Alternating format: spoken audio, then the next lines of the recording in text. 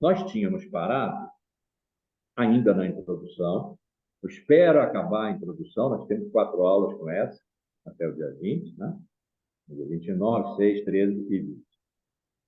Eu espero acabar a introdução. Nós estávamos no meio da parte 5, são 10. Da maneira como eu estou fazendo, a leitura justa linear, né? Linha por linha, de vez em quando parando para comentar, não daria. Não daria para terminar esse ano, talvez não desse no próximo semestre. No próximo semestre, eu tinha a intenção, continuo tendo, a intenção de fazer uma mudança metodológica e usar, para continuar a leitura do Nietzsche, o método que eu usei para ler o, o último curso do Foucault, A Coragem da Verdade, que era um curso gravado e, como ele tinha deixado no testamento que não se podia publicar nada que ele não tivesse deixado publicado, aquilo foram uns 10 anos de luta entre os herdeiros testamentários pecuniários e os herdeiros intelectuais, né, que argumentavam, olha, ele deixou publicado, porque essas aulas estão gravadas. E o acordo que se fez finalmente foi o de que só podia ser publicado integralmente o que tivesse sido gravado. Então, se ele pedisse um copo d'água, tinha que botar ali, não, no copo d'água, por favor. Então, tem partes assim, uma de que eu gosto muito, que inteiramente não tem a ver. Ele diz assim, estou vendo que tem gente sentada aí, porque as aulas dele você tinha que chegar 3 horas antes para poder sentar. Tem gente sentada no chão, aí na janela. Será que o auditório 6 já está sonorizado, a gente quer maior, a gente podia passar para o auditório 6, então o curso deixaria de ser no auditório 4, que nós estamos agora. Isso não tem nada a ver com o assunto de que ele estava tratando e que ele interrompeu, né, porque ficou preocupado com o pessoal que está sentado no chão. Mas é assim. Então, muita repetição, muita redundância, muita oralidade, e aí não dava para ficar lendo linha por linha e interpretando. Então, o que eu fiz foi resumir cada capítulo, e mesmo assim não deu para chegar no fim do curso. Cada capítulo eu apresentava como se estivesse fazendo um seminário. Eu apresentava, salientava aquelas partes que eu achava que a gente precisava discutir, e, evidentemente, a turma, imagino que sim, né? A turma tinha, entre uma semana e outra, estudado aquele capítulo, lido, pensado sobre ele. Então, no próximo semestre, eu vou fazer esse modelo. Nós vamos entrar no primeira parte, né? Primeiro livro de Nietzsche. Sobre isso tem um comentário ainda para fazer. Quem sabe vocês votam. Entrar no primeiro livro do Nietzsche, e aí não tem sentido. Né? A gente não vai sair do primeiro livro, não vai chegar à metade dele se ficar com esse método. Então, eu vou usar o método que usei no Foucault, diferente do método que no mesmo ano usei no Heidegger, que era um artigo, um ensaio, que a gente leu linha a linha e deu para acabar. Isso aqui não vai dar, né? Como eu disse, não vai. É um livraço. Ainda tem a edição em alemão para comparar. Então, vou fazer isso agora. Já vou começar a aula de hoje. A aula de hoje já começou. O conteúdo da aula de hoje, fazendo isso. Quer dizer, apresentando mais em bloco e retendo aquilo que merece uma melhor discussão. E vou pedir a vocês que, para a próxima aula, leiam a continuação. Se a gente acabar o 5 e entrar pelo 6, leiam o 6 e o 7, que é provavelmente o que a gente vai fazer na próxima aula. Nós temos que chegar ao 10, vamos chegar dessa maneira.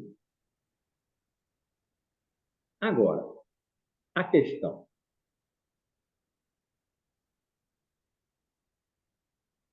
Eu tenho observado, nos meus estudos sobre paradigmas, paradigmas históricos, aquilo que Foucault chamou de a priori históricos, que é o que determina a priori, sem a experiência posterior, né? É axioma, princípio, que na época não se vê, mas segundo o qual se trabalha, se pensa e fala. Então, na minha busca de 30 anos, mais de 30 anos, desses paradigmas, é a palavra que eu uso, acho boa. Paradigma quer dizer modelo, é a palavra grega para modelo, né? Muito boa. Eu, ultimamente pode significar nessa viagem, porque eu acabei descansando, é claro, mas a cabeça fica funcionando, né? Nessa viagem, eu me dei conta de uma coisa que, historiograficamente, não deve fazer nenhum sentido. Historiograficamente significa, para os historiadores de profissão, não deve fazer nenhum sentido. Mas talvez seja uma maneira de entender aquilo que Marx disse, um pouco hegelianamente, né, um pouco idealisticamente, de que a história se repete. A Nietzsche montaria nisso bem. A história se repete, só que diferentemente. A primeira vez como tragédia, a segunda vez como farsa. Mas a história se repete. Então, eu ando percebendo, precisa ser investigado, é claro, mas eu ando percebendo que nesse momento que nós estamos vivendo, algumas coisas do paradigma pré-socrático aparecem. Tanto é que eu levei 4 cursos tentando botar o paradigma pré-socrático para dentro da nossa época. Não consegui, porque algumas coisas aparecem, mas o paradigma pré-socrático, de logos, físicos, aquela verdade, aletheia, né? O aparecer e esconder-se, que eu já falei tantas vezes aqui, não cabe na nossa época. Então, tinha aí um erro de escala, mas algumas coisas aparecem. Algumas coisas do paradigma sofístico aparecem, e aí aparecem com muita nitidez. Não é dizer que sofistas estão de volta, né? Mas aparece com muita nitidez. Um sofista assinaria embaixo: os fatos objetivos valem menos do que as crenças, opiniões, versões, etc., e que tudo é narrativa e simulação, porque eles acreditavam que o real era caos e que não havia verdade. Eles casariam bem com esse momento pós-verdade em que nós vivemos, com diferenças importantes, mas sim, alguma coisa. Alguma coisa do paradigma grego clássico, aquele que foi construído entre os sofistas e Platão, e depois elevado a uma dimensão extraordinária por Aristóteles, sobre real e verdade. Desde o final do século passado, desde os pós-modernos, tem a ver. Não é que está de volta para resolver os problemas, não. Possivelmente alguma coisa ali está de volta para dizer que há um problema e que esse problema não se resolve da maneira antiga, a maneira aristotélica, por exemplo. Mas não foi à toa, nem foi arbitrariamente, ou não foi de modo totalmente arbitrário. Eu chamei Aristóteles, naquele curso que deu aquele jogo de xadrez, né? Eu botei no quadro, em que a Luísa terminou fazendo a epistemologia, eliminar a cosmologia e dar um checkmate nos pré-socráticos que eu tinha posto ali. Enfim, não foi por acaso que eu trouxe Aristóteles. Ele tem alguma coisa a dizer. Essa coisa é problemática e provavelmente não será bem recebida, mas tem alguma coisa ali. alguma coisa tem do paradigma medieval. A relação hoje entre razão e crença, a Terra é redonda, a Terra é plana, essa é a sua opinião. Eu creio que não, ou que sim. E a entrada em cena da religião como partido, como projeto de poder, como partido, política, Estado, né? Tem a ver com aquilo que aconteceu na Idade Média, com a fusão confusional das duas fontes, da grega e da judaica. Né? Os, os neopentecostais apelam muito para a tradição judaica. Eles olham muito mais para o Antigo Testamento do que para o Novo. Então, alguma coisa tem aí que, de outro modo, já aconteceu. Alguma coisa de moderno tem. Quando a gente fala de sujeito, representação, e diz que tudo isso acabou, é o feito dos pós-modernos, décadas de 80, 90, né? Isso está em questão. E aí eu vejo que Nietzsche foi ao século VI dos trágicos, da experiência trágica do povo grego.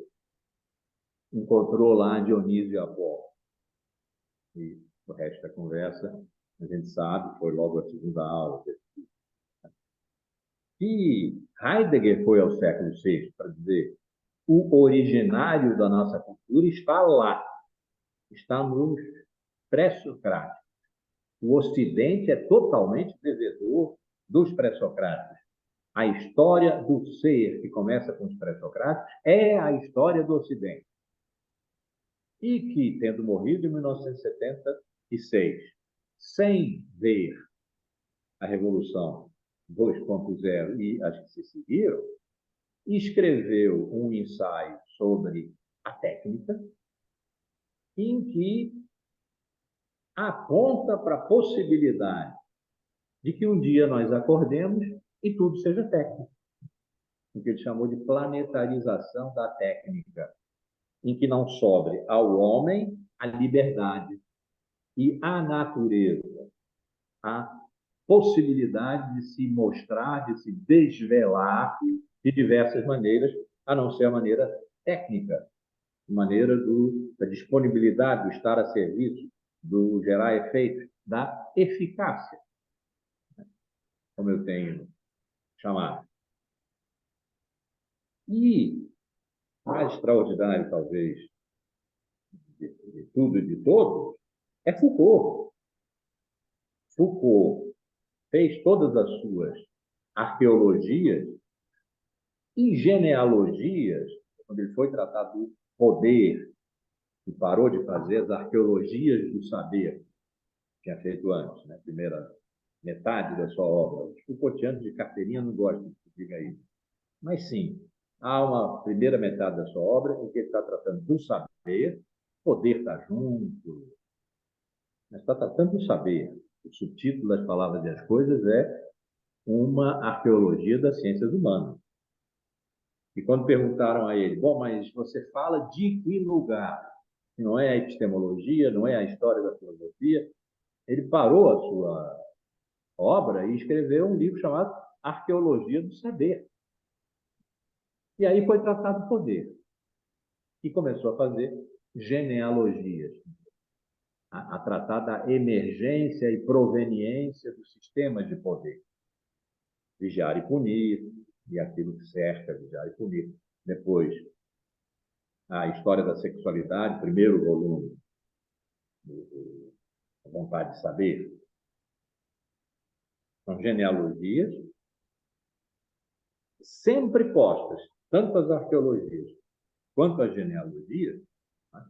Tanto as arqueologias significa a descrição dos estratos das diversas épocas, quanto as genealogias, o tratamento da pergunta sobre como, de onde emergiu, de repente, numa época, o que antes não estava lá, são regimes de poder, saber, poder, práticas, instituições. Ele trabalhou entre o século XVII e o século XIX. Século XVII e XVIII, que ele chamou a Idade Clássica, e o século XIX, que era para ele o moderno. Ele não fazia genealogia, não fez genealogia do século XX.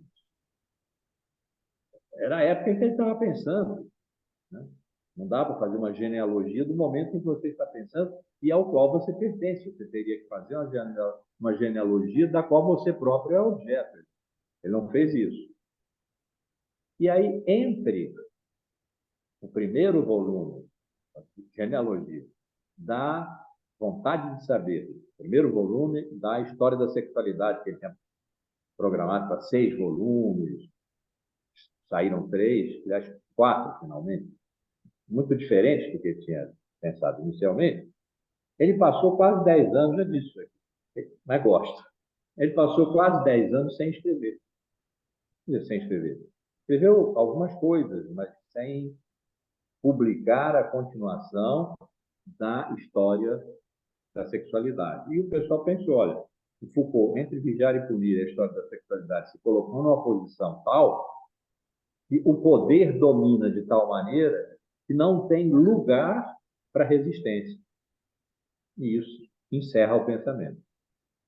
O que Foucault estava fazendo nesse período todo era, e aí está o extraordinário, e que apareceu no segundo volume, o uso dos prazeres, no terceiro volume, cuidar de si, da história da sexualidade, apareceu, mas, sobretudo, apareceu nos cursos do Colégio de France.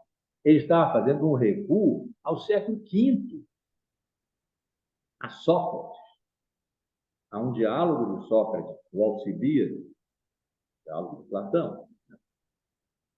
Sócrates sendo o grande personagem, o Alcibíades, e depois alguns outros diálogos, ele está fazendo um recuo ao século V para tentar compreender o que veio a ser a sexualidade no Ocidente a partir dos gregos.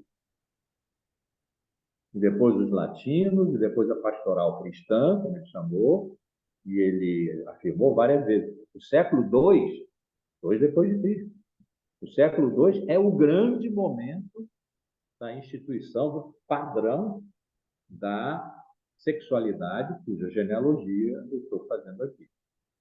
Então, Nietzsche indo ao século VI, Heidegger funcionando a partir do século VI, Foucault recuando do 17 a 19 para o quinto, e mais a ideia, que é uma impressão, não tem ainda conceito por trás, é uma impressão de que, bom, a história se repete, alguns paradigmas, não são conteúdos, não são teorias, alguns paradigmas antigos, desde o século VI, sexto, quinto, quarto, primeiro, estão presentes de uma forma a ser pensada, estão presentes na nossa época convulsionada pela chegada da natureza à batida pandêmica. Todo o tempo para trás procurou evitar. E, principalmente, no que nos diz respeito, a determinação da nossa época como a da pós-verdade. Algumas coisas estão presentes nisso. Não é chapadamente a pós-verdade e nada há além. Há os futuros distópicos, há a natureza catastrófica da possibilidade, que eu tenho tratado, da passagem de uma civilização amorosa, uma civilização de real e verdade, para uma civilização desamorosa e odienta das polarizações e da morte do real e da verdade, tantas vezes anunciada. E expressa dessa maneira, o fato objetivo. Tem earphones, tem? Menos do que as opiniões e crenças. Crença dessa maneira. Então, eu tinha dito já na última aula do curso anterior. Repeti na primeira desse curso e fiquei repetindo de vez em quando ao longo das 8, 9 aulas que nós já tivemos. E, tendo chegado a um limite de pensabilidade do meu trabalho de historiador da filosofia, no modo como eu conduzi essa história, no modo peculiar como eu conduzi essa história, eu ia agora perguntar aos meus mestres, Nietzsche, Heidegger e Foucault, como se sai, se sai. No Nietzsche tem logo aquela carta, vocês não achavam que eu ia deixar de citar de novo, né? Aquela carta do eu não desesperei de encontrar a saída ou o buraco através do qual se chegue ao algo. É o mistério, né? Que paira sobre esse curso, sobre o Zaratustra, que é profético, está falando do futuro, que anuncia o que será, que é o espírito da Terra.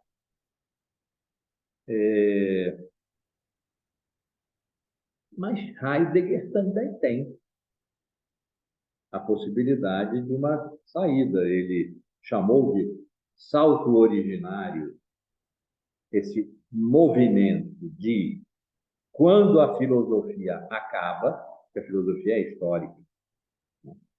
Claro, a gente conta a história da filosofia porque ela é histórica. E, como qualquer coisa na história, ela tem um limite de validade. Tem uma hora que ela acaba, espichou, tanto quanto folha, rompeu, né? Acaba, já acabou, está acabando, depende de quem está dizendo. O pensamento não acaba quando a filosofia acaba, porque os pré-socráticos foram tirados da história da filosofia por Aristóteles, no século IV, pensaram, e pensaram muito radicalmente. Então, fazer o salto originário, voltar à origem pré-socrática e recomeçar o pensamento numa base que não é a do esquecimento que há no fundamento da filosofia, como ela foi fundada por Platão e Aristóteles, houve ali um esquecimento do ser, assim diz Heidegger. E depois a naturalização desse esquecimento, o esquecimento desse esquecimento, de modo que a filosofia pôde funcionar muito bem, muito produtivamente, sem ficar toda hora se lembrando, me esqueci de alguma coisa, né? E essa coisa qual seria, e os mais atilados diriam, esqueci do ser. Mas não vou tratar disso agora, porque estou tratando dos entes. Isso aqui, por exemplo, eu pergunto o que é isto, respondo um livro, existe a essência do livro, eu vou procurar, não deixo o ser para lá. Não. Foi esquecido e a questão de ser, do ser dos pré-socráticos foi esquecida. E, em cima disso, a filosofia montou seus 24 séculos, de Platão e Aristóteles, até o século XX. Muito produtivamente, muito positivamente. Mas acabou, ou está acabando. E há a possibilidade de recuperar o pensamento dando o salto. E Foucault voltou ao século V. Está ensinando aí alguma coisa, quer dizer, se nós ficarmos insistindo no moderno, século XVII e XVIII, que ele chamou a Idade Clássica, mas que é o primeiro moderno, nome que eu dou, só para categorizar, né? Primeiro moderno. E no que ele, Foucault, chamou de moderno, que é o século XIX, segundo moderno, se nós ficarmos nisso, nós não vamos entender como chegamos aí o poder, a sexualidade, os objetos de estudo dele. Não vamos entender, nós temos que voltar lá atrás. Alguma coisa aconteceu lá atrás, nós precisamos saber qual é. Então, perguntar aos meus mestres, e eu comecei, acho que corretamente, não só pela ordem cronológica, por causa do buraco, para levar ao alvo, por causa da radicalidade do pensamento dele, Nietzsche, que é destruidor de toda a história da filosofia, isso era necessário. Acho que comecei bem perguntando a Nietzsche. Mas será que com este projeto, essa necessidade vital, existencial, né, de perguntar aos meus mestres, faz sentido, ou sentido completo, continuar em Nietzsche, continuar no Zaratustra, no próximo semestre? Ou seria a hora, por exemplo, de perguntar a Heidegger? E no outro semestre de perguntar a Foucault? E aí ter o leque das possibilidades de perguntar, que são perguntas diferentes, e das possibilidades de recolher possíveis respostas. Porque é claro que eles não vão dar respostas à minha pergunta. Ela não foi formulada para eles. Não era uma questão deles, é minha. E eu vou procurar no questionamento deles, no trabalho deles, alguma coisa que é minha. É para isso que eles são meus mestres. É para mim servir. Os mestres servem. Eu não sou mestre, não servem para nada. Então, eu, de ontem para hoje, estava pensando isso. Talvez seja o caso de pegar Heidegger no próximo semestre, ou Foucault, e Foucault no segundo semestre do ano que vem, ou Heidegger. E aí ter o panorama. E aí, quem sabe, poder voltar a Nietzsche, mas já agora dentro do panorama, dentro de uma paisagem que não está sendo determinada só pelo pincel de Nietzsche. Tem três pincéis, três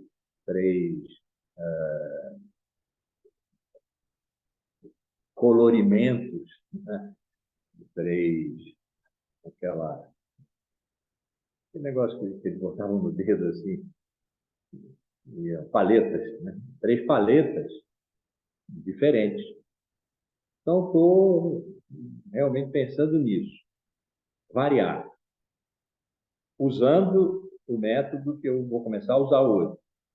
O de um pouco ler, um pouco resumir e comentar com vocês, de uma semana a outra, lendo, refletindo, indo ao YouTube, tem um montão de coisas, de conferências, disso e aquilo, sobre Nietzsche, sobre o Zaratustra, indo lá ver, né? Dando Google, lendo outros autores, não.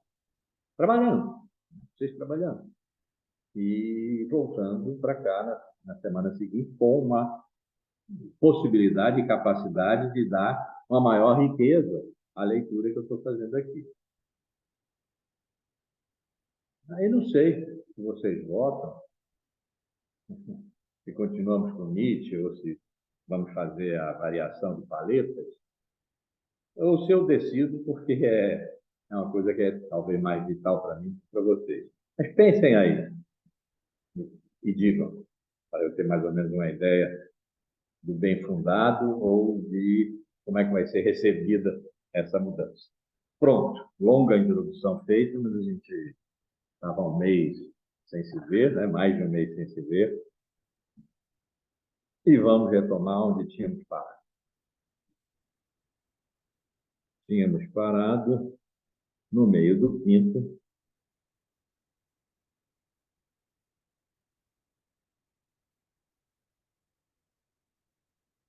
em que Nietzsche está dizendo que, mostrando aqueles que o escutavam, que ele vai abandonar daqui a pouco, ao seu auditório, mostrando aos seus auditores o último homem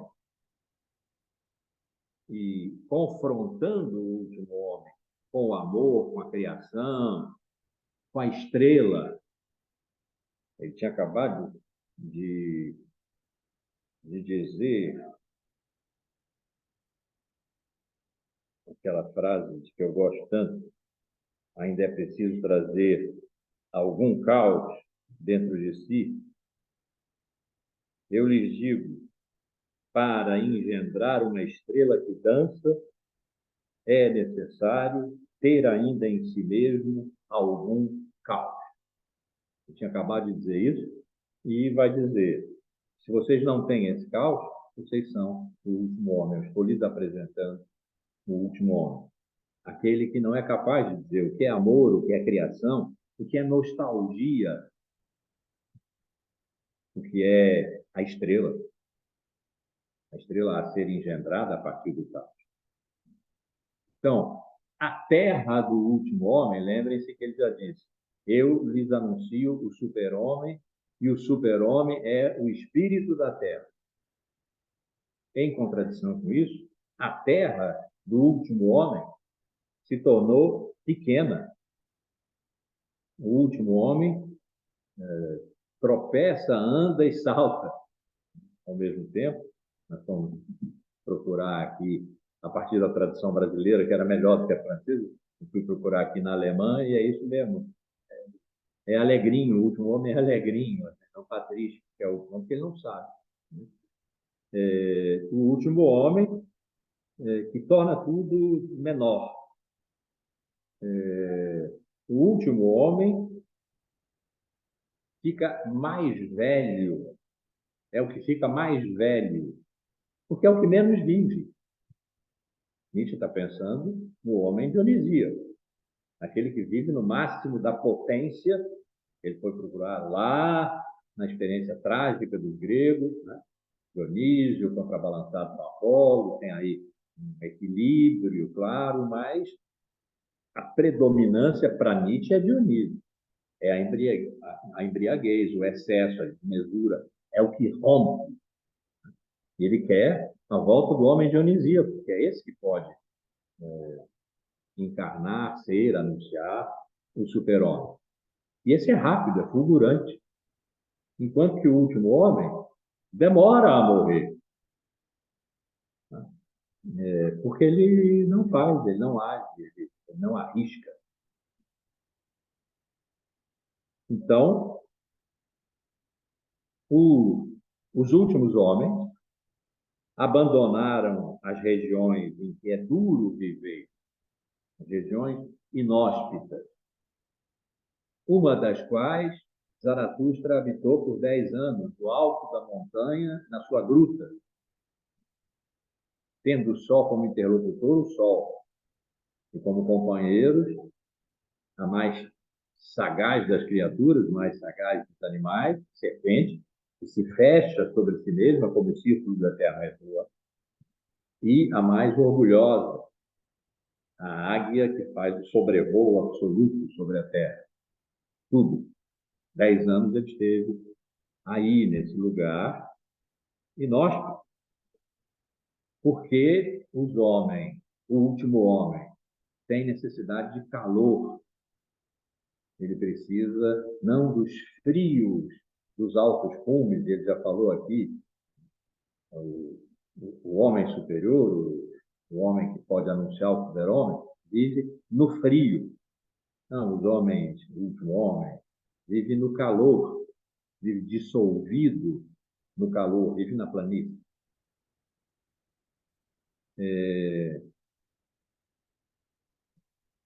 Então, o que para o último homem é mal é a doença e a desconfiança. A doença significa, para Nietzsche, saber ceder à fraqueza para recuperar a força. Não há força sem fraqueza. Então, a grande saúde, várias vezes ele disse isso, consiste em passar da doença para a saúde, da fraqueza para a força. Ser capaz de superar a fraqueza na força e voltar à fraqueza.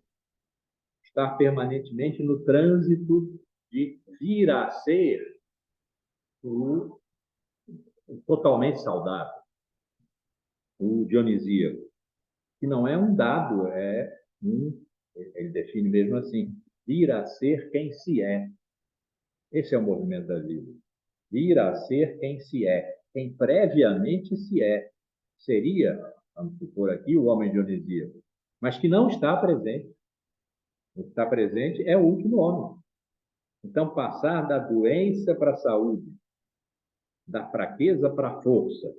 É o que o último homem não é capaz de fazer e, por isso, desconfia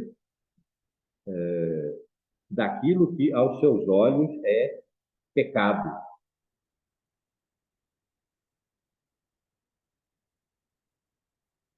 Os últimos homens supõem ter encontrado a felicidade quando abandonaram os lugares onde a vida é dura, são capazes de amar seus vizinhos, amar seus vizinhos. Zaratustra, quando desceu da montanha, disse ao velho: eu amo os homens. O velho disse: não ame os homens, ame Deus. Os homens, quando você os encontrar, vão considerar você um ladrão, um invasor. Não ame os homens. Os últimos homens são capazes de amar seus vizinhos. O que é amar os seus vizinhos? Amar aqueles que são iguais, que vivem no calor, que abandonaram os altos picos e não adoecem no sentido de lidarem com a fraqueza e a força positivamente. Tem boa saúde. Esse é o vizinho. O vizinho é o igual, é o connatural. Amam seus vizinhos porque precisam de calor. Então, louco, ele diz, louco é quem ainda enfrenta, sem reagir, sem quebrar pedras de homens. O super-homem, o homem Dionisíaco, esse que ele anuncia, esse que virá, é capaz de ainda enfrentar os homens, os últimos homens, os que se recolheram no calor, na vizinhança, na planície, né? E as pedras, que é duro de encarar na vida, são capazes disso sem quebrar, passando da fraqueza para a força, sem quebrar. Esses, os últimos homens consideram loucos. Os últimos homens querem dormir. Dormir, o contrário de estar desperto para a vida, é o que alegra os últimos homens. Porque aí eles podem se esquecer de que a vida é contrariedade, é força e fraqueza, é violência, é luta. Daqui a pouco a gente vai ver tudo isso ele está dizendo enquanto um funâmbulo, né, um equilibrista está se preparando para atravessar a corda entre uma torre e outra, naquele lugar em que, aquela praça em que Zaratustra está falando. Vão acontecer aí coisas. Então, coisas que os últimos homens não querem encarar, que podem levar à morte. Esse equilibrista pode cair e morrer, já antecipa. É o que vai acontecer. Então, eles querem dormir e eles se envenenam para dormir, para estarem fora da vida. Se envenenam para morrer. O último homem é, no dizer de Nietzsche, o homem que deseja morrer. Quer dizer, aquele que perdeu totalmente a potência da vida. Não é mais capaz de viver na potência, mas no agradável. O último homem vive no agradável. Ele não tem mais a força de reivindicar mais vida do que o que nós hoje chamaríamos de sistema, o que Nietzsche chamava os valores superiores, o bem, o belo, o justo, o verdadeiro, os valores socráticos, a filosofia antiga, a filosofia, a moral e a religião, que julgam e condenam a vida, que diminuem sua potência a zero. É aí que o homem deseja morrer. Ele não tem mais potência de viver. A vida para ele precisa ser agradável. Quando não é agradável, porque a vida é dura. Né? Eles dormem para não sentir a vida dura. Quando não é mais agradável, eles querem morrer. Eles não encaram as pedras. E os outros homens, sem quebrar, eles quebram. Eles querem morrer.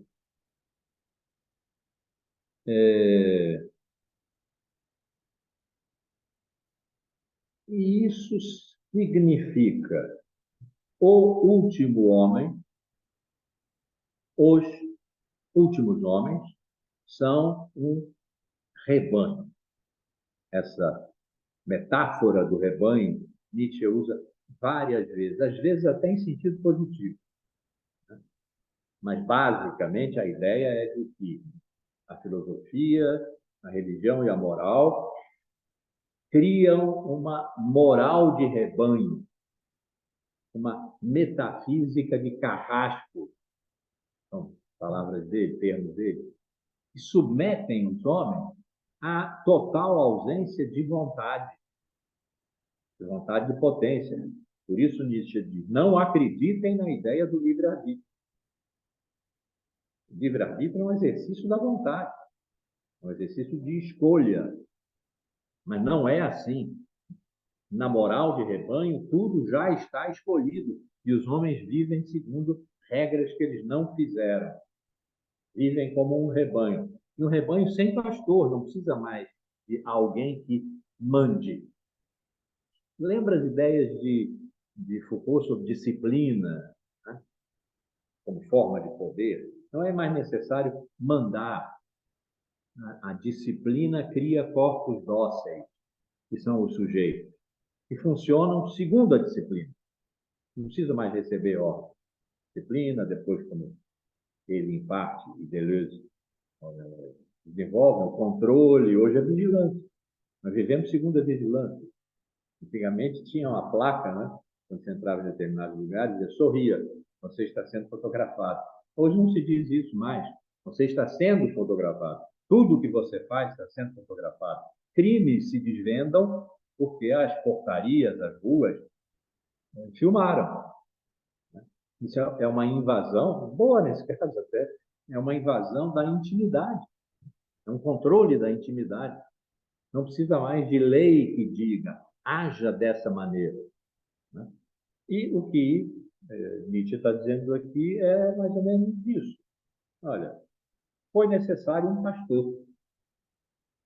Sócrates foi um pastor. Paulo de Tarso, São Paulo, foi um pastor, não Cristo.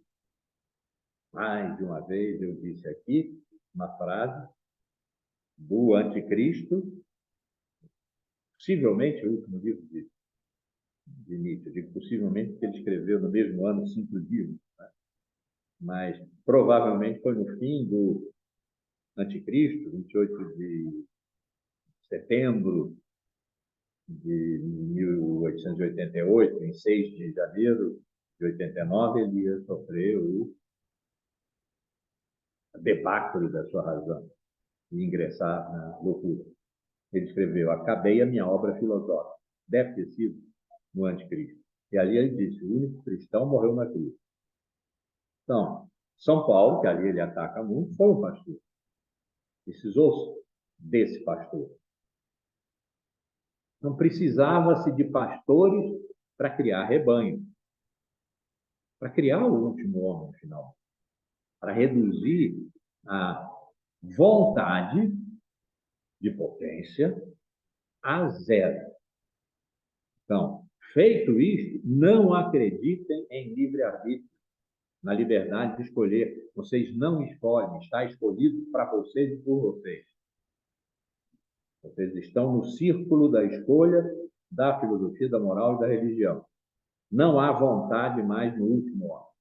A ideia, então, de que haja uma vontade de escolher, de, portanto, querer diferente, é totalmente estranha ao pensamento de Nietzsche. Ele expressa isso no Crepúsculo do Dia, que é um desses 5 livros que ele escreveu no ano fantástico de 1888. Então, um só rebanho, não mais pastor.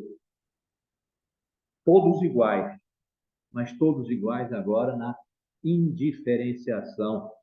É como se fosse todos iguais entropicamente.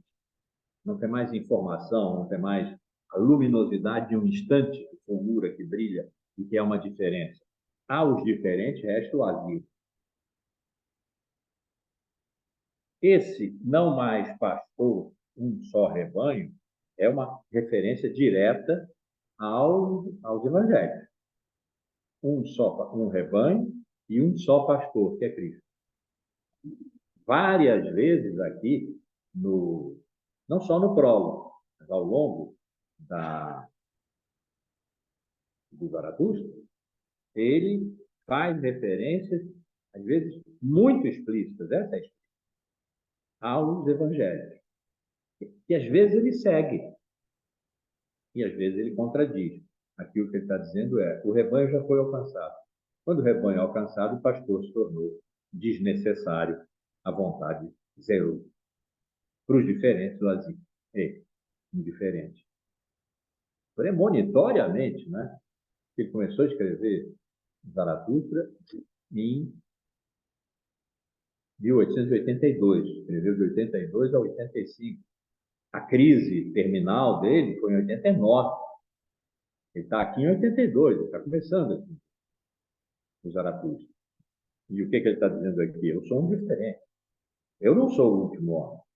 Eu não quero morrer. Eu vivo nos altos cumes, eu vivo no gelo, e eu anuncio o super-homem. O que tem para mim? O asilo. Eu não pertenço ao rebanho. O que tem para mim é o asilo. Muito premonitoriamente, né? Os últimos homens, esses caracterizados dessa maneira, dizem: antes eram todos loucos. Antes eram todos loucos. Portanto, a todos caberia o asilo, mas eram todos loucos. Portanto, não havia a diferença entre ser rebanho e ser diferente, que conduz ao asilo. Qual pode ser a referência aqui? Fiquei imaginando isso ontem. Qual pode ser a referência aqui? Possivelmente o homem dionisíaco. O homem dionisíaco é louco. E é mesmo. Quer dizer, quando ele não é seguro pela força do homem apolíneo, que afinal vai predominar, não só predominar, vai excluir o homem dionisíaco e dominar a vida e o mundo, sob a forma socrática, como forma filosófica, foi moral, religiosa. Mas antes disso, a embriaguez, a desmesura, o excesso, a sexualidade estuante, quer dizer, manifestada por todos os poros do corpo. O corpo como o que manda, não é a alma. A alma, ele diz na genealogia da moral, é uma fina capa de ressentimento e culpa. É o corpo que domina. É o corpo de Zaratustra que é o espírito da terra. Quando era assim, quando era o corpo que dominava, com toda a sua potência de desejo e prazer, por exemplo, né, de sexo, depois foi reprimido, o corpo foi reprimido, toda a história da filosofia, da moral e da religião. Eram todos loucos. E se eram todos loucos, não tinha asilo. A loucura era a forma da afirmação do dionisíaco. Olhem de novo aqui uma prefiguração, né? uma extrema sensibilidade para o destino possível de alguém que saiu da universidade, onde ele era filósofo, saiu da universidade porque considerou que um filósofo precisava ser livre, livre das instituições, livre de Apolo. E ele só podia ser um filósofo se não fosse um professor, se não estivesse mais na universidade. Conseguiu lá uma pequena pensão, os amigos ajudavam, e ele levava aquela vida extremamente simples que eu já contei um pouco aqui, né? Para Nietzsche é necessário contar a vida, aquela ideia de que é melhor não se aproximar da pessoa quando quer saber do pensamento. No caso de Nietzsche é preciso sim.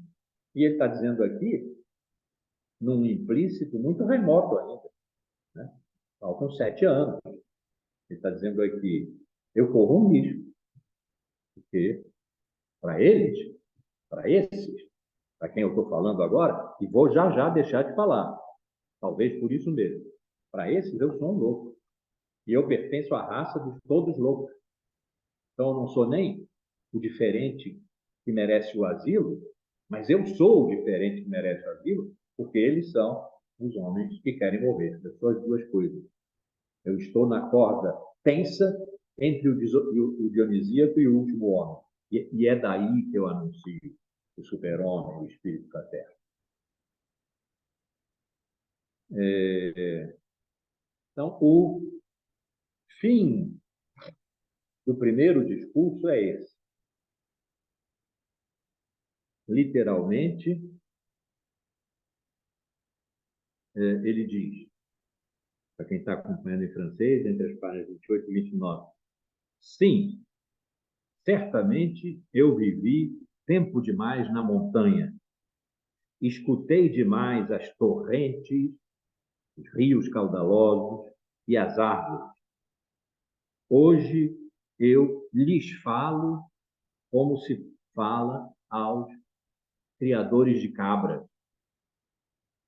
aqueles que vivem, portanto, na dimensão do rebanho, que não ouvem as torrentes, que não ouvem as árvores, que não vivem na solidão da montanha. Serena é a minha alma, e luminosa como a montanha antes do meio-dia. Mas eles pensam que eu sou frio e um assaltante, né? Com truques cruéis, indiferentes, portanto, que não ama o vizinho, mas que ama os homens, mas isso eles não sabem. E agora olham para mim e riem, e rindo ainda me odeiam. Os seus risos são de gelo.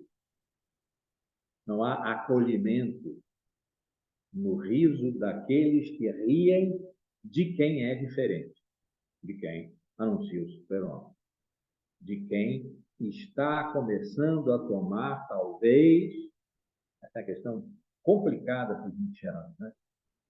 Talvez o espírito dionisíaco. Complicada porque há quem diga, Nietzsche supôs ser o homem dionisíaco. Não, não. Quer dizer, não creio. Não. E o que ele vai dizer em seguida, ainda aqui no prólogo. O prólogo não acabou, acabou o primeiro discurso. Não é isso. Não é isso. Antecipo assim, rapidamente. Ele não quer mais auditores, ele quer companheiros. E são esses companheiros que vão constituir desculpem a palavra, raça dos dionisíacos. Ele não diz isso assim, mas companheiro é aquele que tem a mesma qualidade, que acompanha, que faz companhia, que não é igual a ser o vizinho, está ali ao lado, mas não está na mesma força.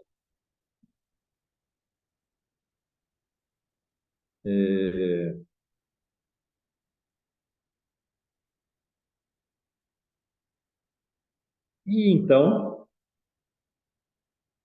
a multidão que gritava, dê-nos então o último homem. Você não acabou de dizer? Veja, eu lhes mostro o último homem. Quer dizer, ele os mostrava a si mesmo, que não se reconheceram no último homem, que são já o rebanho.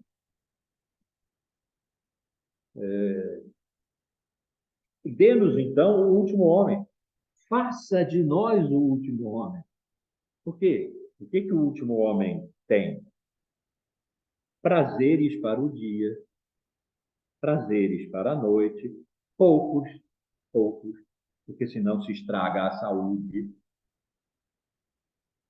a tranquilidade de amar os vizinhos, de ter uma vida pacata, que não enfrenta os homens e as pedras, se enfrentasse, quebraria. Esses já são os últimos homens. Mas eles não se reconhecem assim. Porque quem está falando, Zaratustra, é um diferente, é um louco. Ele devia ir para o asilo. Mas está bem, ele falou tanto do último homem, apresente-nos. Nós achamos interessante, nós achamos bom. O último homem é agradável, ele vive no agradável. Nós também queremos isso. Faça-nos o último homem. Faça de nós o último homem. E vamos lembrar, o último homem é o homem bom. Nietzsche não despreza o último homem. O último homem é o homem bom.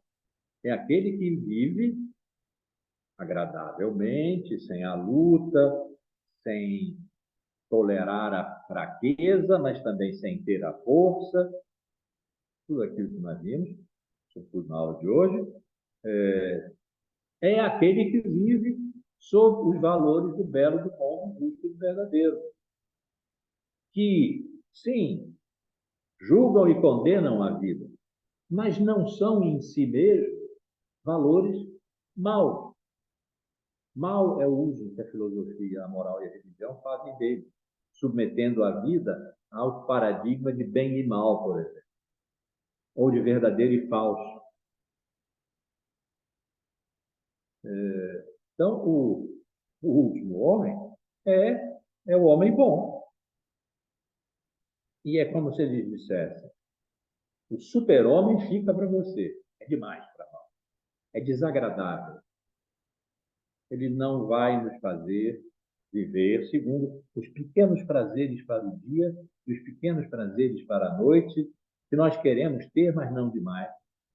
Porque se forem demais, eles estragam a nossa saúde. Se forem demais, significa o quê? Se forem dionisíacos, se forem deixar prevalecer o corpo, se forem a sexualização da vida, quer dizer, a vida como desejo intenso, que se resolve no prazer. Sim, mas quando o prazer advém, o desejo acaba. De modo que o prazer que é bom também é mal, porque ele encerra o desejo. E a vontade de potência é um aumento do desejo pela vida, e a vida é corpo. Portanto, é um aumento do desejo, vamos pôr aqui num termo só, o aumento do desejo sexual. Às vezes você tem que acertar, não tem Eles que querem pôr pequenos prazeres. Pequenos prazeres destroem, nem deixam assumir, nem deixam vir o desejo sexual de mais vida. Sexual nesse sentido de que passa pelo corpo e alimenta o corpo de tensão. O sexo é a experiência de tensão. Fala de tensão sexual, tensão. Isso é que é a vontade de potência. Não estou dizendo que a vontade de potência é sempre sexual, né? Estou dando um exemplo aqui que acho que vale a pena nós entendermos, para entendermos que vontade de potência não é um atributo da vontade, que por sua vez é uma potência da alma, como na época se tratava. Não. A vontade de potência é um movimento agressivo do corpo, procurando-se. E aí eu usei o que não é uma metáfora, é real. Todo mundo aqui que passa pela experiência da tensão sexual sabe do que eu estou falando. É real. É real e precisa de realização.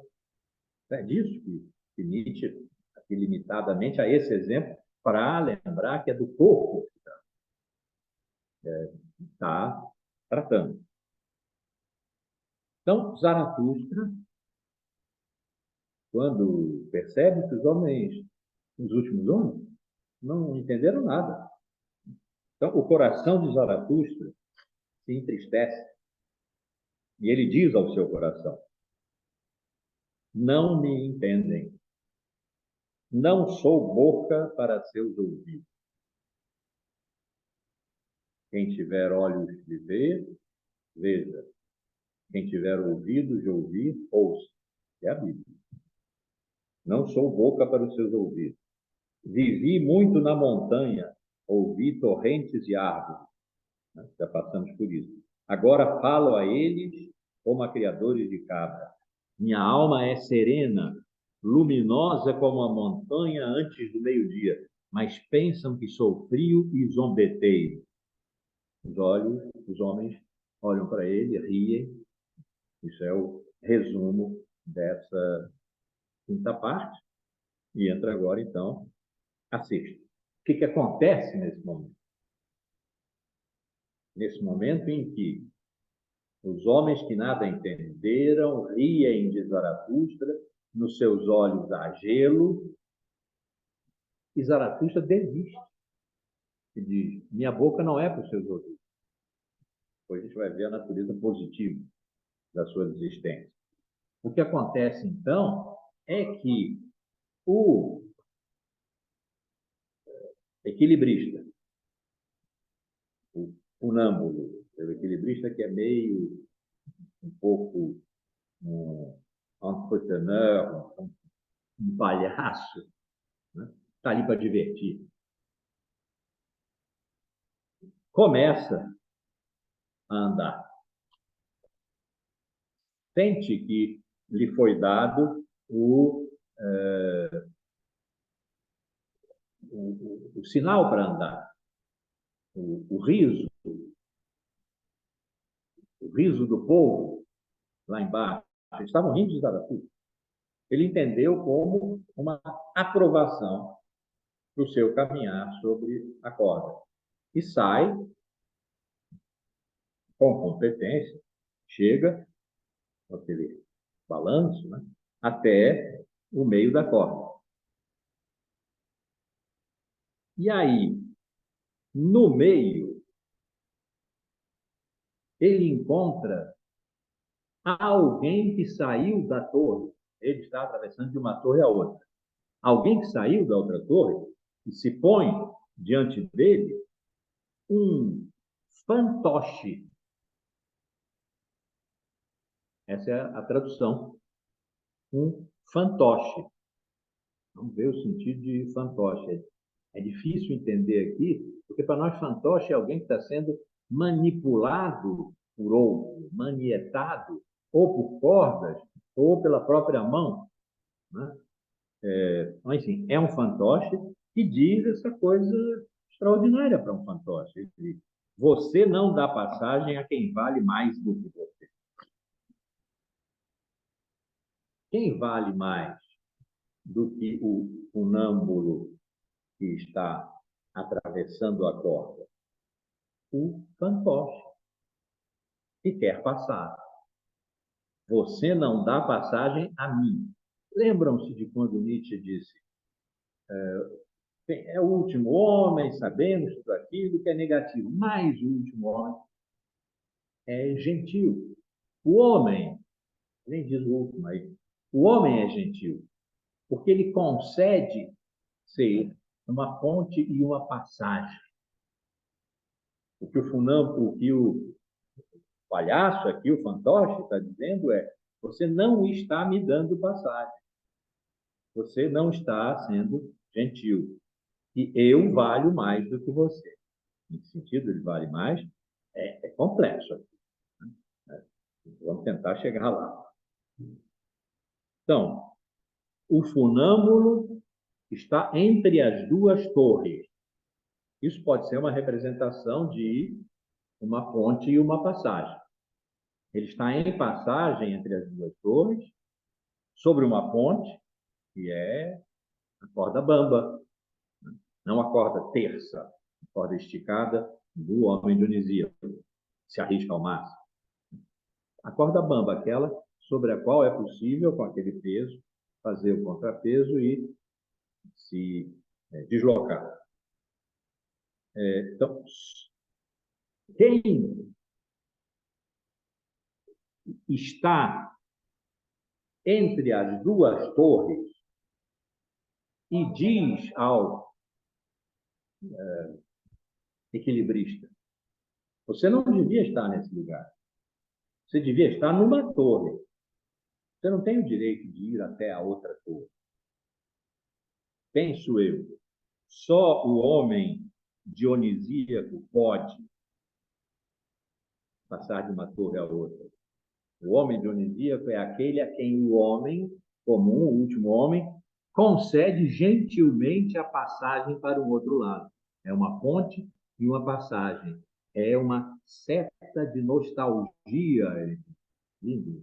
É uma seta de nostalgia do homem. Porque quando essa seta chega ao outro lado, o homem não está mais.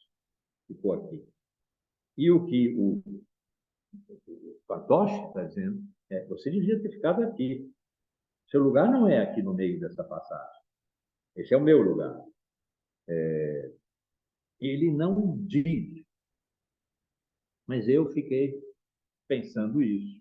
Só o homem dionisíaco pode, mas um fantoche extravagante de Nietzsche pode defender a passagem do dionisíaco. Ele certamente não é o homem dionisíaco, mas ele é extravagante. Ele é aquilo que lá embaixo os homens comuns, os homens bons, os homens, considerariam um louco. Diriam: o lugar dele é o asilo. Ele é um extravagante. Ele é um fantoche. Ele é manietado por quem? Será pelo super-homem? Será que ele é o primeiro modo de aparecer daquilo que ainda não tem aparência e se mostra de modo extravagante, barrando o caminho do último homem, dizendo: você não pode passar por aqui. Você não tem direito de chegar ao outro lado porque você não tem força. E ele não terá força, ele vai cair agora. Então, são os homens lá embaixo que veem esse fantoche como extravagante, como perigoso, porque ele pode produzir aqui um desastre, produzirá, como perigoso, como um desses diferentes que merece o asilo. Então, os homens aqui de baixo que veem o extravagante como louco, ou é o extravagante que extravaga, quer dizer, que caminha de uma maneira que não é a maneira habitual, não é a maneira canônica, né? Que é, nesse sentido, um fantoche que está sendo movido por alguém que sabe melhor, porque está encarando ali aquele que não tem o direito de passar. É altamente hipotético, né? Para tentar entender essa passagem. E aí o funâmbulo cai. A sua intenção de passar de torre a torre é bloqueada por alguém que diz: eu sou melhor do que você, e você não me deixa passar. Uma prefiguração extravagante do homem dionisíaco. Talvez, mas de fato, é que o funâmbulo cai. Cai, mas não morre. E ele vê Zaratustra, que vai para perto dele, vai para socorrer, e diz: eu sempre soube que o diabo ia me levar para o inferno. Você vai impedir?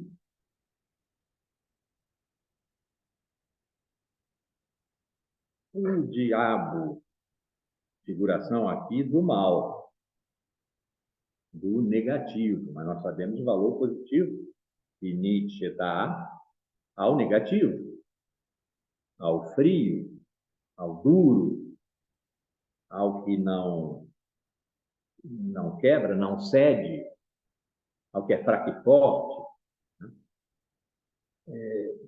Será que o fantoche é o diabo que odeia o funâmbulo?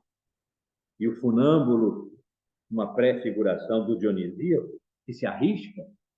Tanto o contrário da interpretação que eu propus ainda há pouco, que nós estamos aqui sobre a corda bamba. Esse é o momento de virada que no prólogo Nietzsche está propondo. Porque depois ele vai dizer: eu não quero esse pessoal aqui. E vai levar o cadáver consigo. Eu não quero esse pessoal aqui. Eu quero o companheiro. O meu primeiro companheiro é o cadáver. Então, quando o primeiro companheiro, que não sabe ainda quem é um companheiro, pergunta a Zaratustra: você vai se opor ao diabo? Quem sabe o diabo é o que ficou lá em cima, o fantoche? Você vai impedir? Porque eu me arrisquei. Eu não fiquei aqui embaixo na planilha. Eu me arrisquei. Eu andei na contramão. Andam na contramão os diferentes. Esses que devem ir para o asilo, esses que são loucos. Eu tentei, eu cheguei o mais perto que eu pude. Eu pertenço, quem sabe, à raça dos últimos homens, o último que não quer morrer. Você vai me dar uma mão? Ou você vai me deixar morrer como o último homem? Aquele que tem pequenos prazeres pequenos prazeres noturnos, não demais, porque precisa manter a saúde. Eu arrisquei tudo. E aí Zaratustra responde: não existe nada do que você está falando.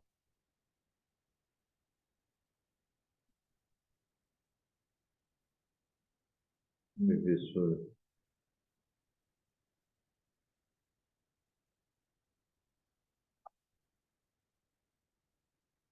Amigo, diz Zaratustra,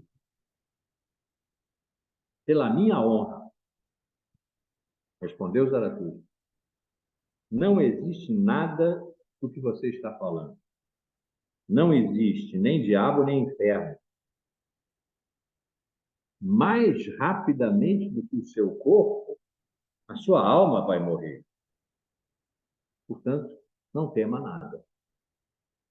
Essa é a ajuda que eu posso lhe dar. Eu lhe digo a verdade. Não tema, porque a sua alma é uma fina capa de ressentimento e culpa. Se você sempre achou que um dia o diabo ia arrancá-lo pelo pé, você se considerou um pecador porque arrisca. Não. Pecador é quem não arrisca. Mas eles nos consideram pecadores e, porque nós somos diferentes, querem nos mandar para o asilo. Eu vou acolher você. Não tema. A sua alma vai morrer antes do seu corpo. Eu vou acolher o seu corpo. É de corpo que eu trago. O homem o olhou com desconfiança. Se você diz a verdade, respondeu ele, eu não perco nada quando eu perco a vida. Eu não sou mais do que uma besta, um animal, que foi treinado a dançar a golpes de bastão e magras rações, pequenos prazeres, certas compensações. Lembram-se de que Nietzsche disse, Zaratustra disse aos seus primeiros auditores, que são eles, acabou o discurso, mas que são eles, ele disse, o homem está entre a besta e o super-homem, entre o animal e o super-homem, e quer regredir a ser o animal. Porque daqui para frente, quer dizer, do meio da corda bamba para frente, ele não consegue ir. Alguém barra o seu caminho. Ele quer então voltar atrás. O funâmbulo não quis voltar atrás, ele foi derrubado. E é por isso que Nietzsche, que Zaratustra tem compaixão dele. E se você vai morrer, mas você não vai perder nada.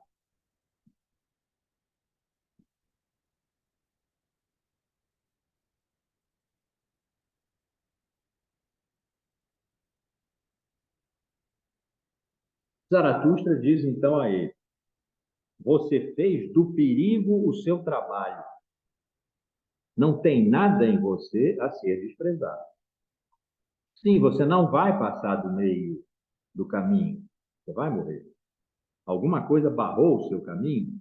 É aquele títere, aquele...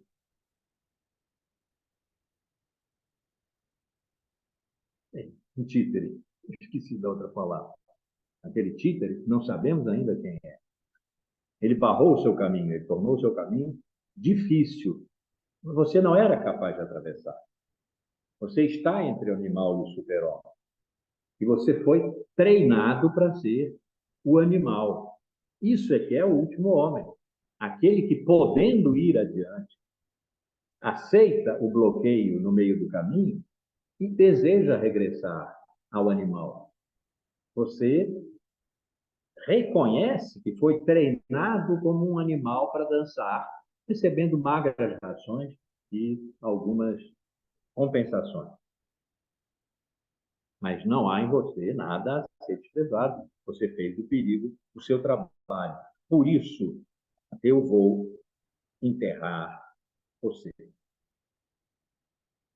Esse homem pode ser o homem bom, aquele que Nietzsche não despreza. Ele reconhece no homem bom o último homem.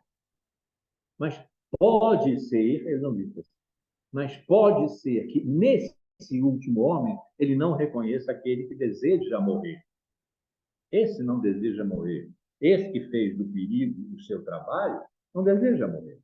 Ele deseja o perigo. Então, esse pode ser o homem bom que não quer morrer, que ainda tem alguma potência. Zaratustra ainda é capaz de amá-lo. Quando diz, não há nada a ser desprezado em você. Ele então procurou a mão de Zaratustra para dizer obrigado. E essa mão não tem gelo. Essa mão não zomba. Zaratustra encontrou aqui um igual, mas um igual que vai morrer. Tanto um igual que não é igual.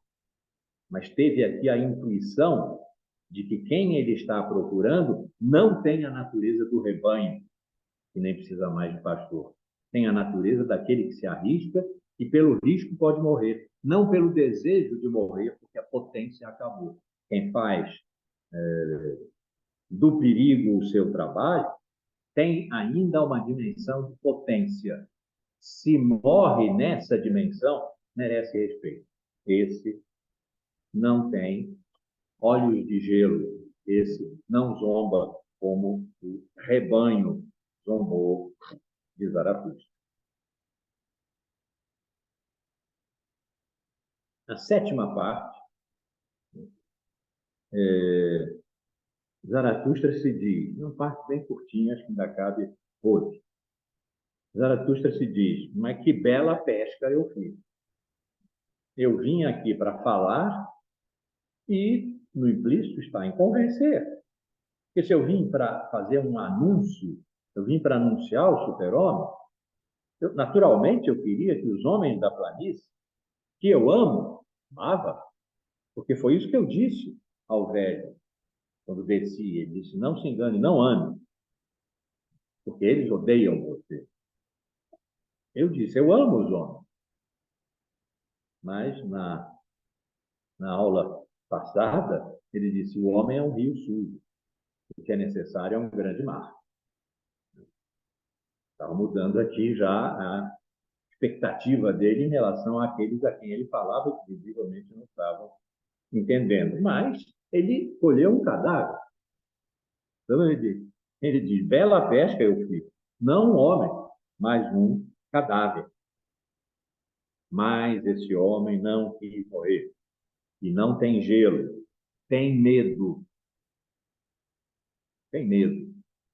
Não é o do pequeno prazer, e o do pequeno prazer noturno, que vive no agradável e que louva a sua saúde, porque na sua saúde não há doença. Esse aqui sabe da doença, porque sabe do risco e do perigo. Tem medo, mas arrisca.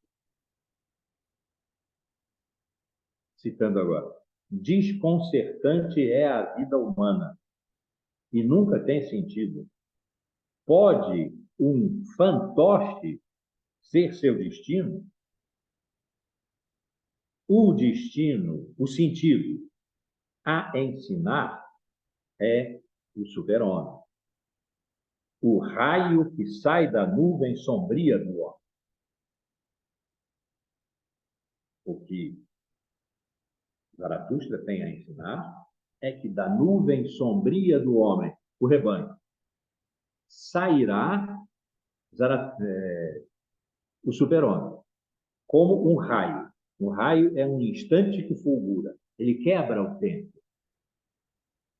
Pequenos prazeres diurnos, pequenos prazeres noturnos, repetição sem diferença. O raio quebra essa repetição. Será que um fantoche tem a possibilidade de ser o destino de uma vida humana que poderia viver na planície, mas que viveu mais alto do que a planície, na corda bamba, que atravessa de duas torres, e se arriscou no máximo perigo e morreu disso. Será que o fantoche, o que é o fantoche? Não sabemos ainda. Né? Mas será que o fantoche, diz aqui Nietzsche começando, talvez um sentido, né? Será que o fantoche pode dar um destino à vida humana que não tem sentido? Será que ensinar o super-homem, o raio que sai da nuvem sombria do homem, pode ser feito por alguém que é manipulado, que salta e dança, mas não sabe bem o que faz, embora faça bem? Nada. Deixa cair o último homem, o homem bom, aquele que não pode mesmo sobreviver. Ele pertence ao rebanho, mas saiu dele. Voltou ao rebanho, mas não voltou como quem tem olhos de gelo e ri, voltou como cadáver.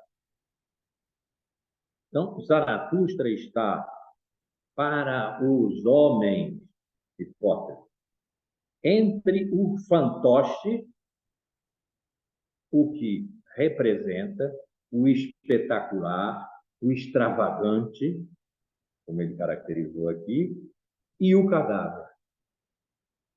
Ainda na posição do último homem, mas com coragem.